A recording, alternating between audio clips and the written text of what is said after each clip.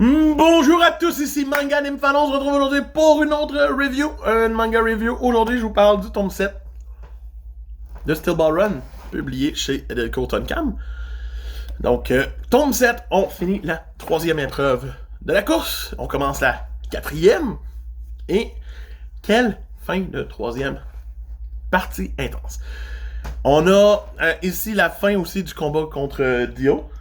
Mais on apprend que c'est pas le pouvoir de Dio d'avoir les dinosaures et de les contrôler, c'est le pouvoir d'un autre personnage qu'on rencontre, qui arrive d'un peu nulle part, qui est comme « Ah ah, ce sont mes dinosaures! » C'est, son nom, c'est...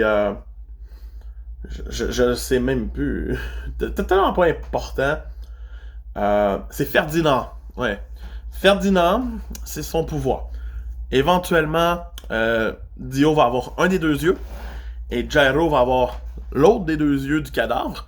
Donc Gyro va pouvoir utiliser ses boules différemment. Et Dio va vraiment avoir le pouvoir d'être un dinosaure. Fait que pour ça, c'est intéressant. Ça leur donne vraiment leur pouvoir. Et celui de Gyro est rendu vraiment puissant, c'est le fun. Mais après ça, on a vraiment la continuité de la course. On va savoir qui arrive premier dans cette étape-là. Je vous le dirai pas parce que c'est une belle surprise. Ce qui arrive dans cette étape-là. C'est vraiment effréné. J'aime le fait que ça sent vraiment le sport quand on arrive sur le bord de la ligne d'arrivée pis t'es comme mais qui va finir premier? Ok, Gyro va utiliser ça, lui va faire ci, lui va faire ça. Ok, puis là l'auteur te prend le revers et fait non. T'as pas vu ça venir, hein? Non, t'as pas vu. Et c'est ce que j'aime vraiment de cette saga-là jusqu'à là. Après ça, on passe sur la quatrième épreuve, mais on est déjà très avancé dedans dans le dernier chapitre.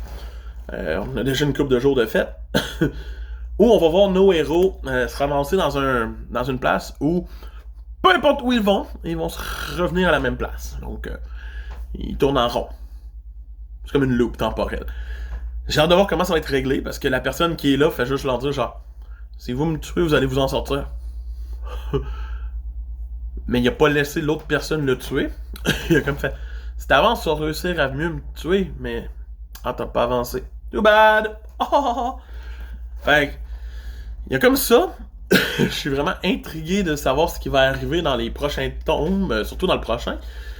Chaque tome est une belle découverte, une belle pépite.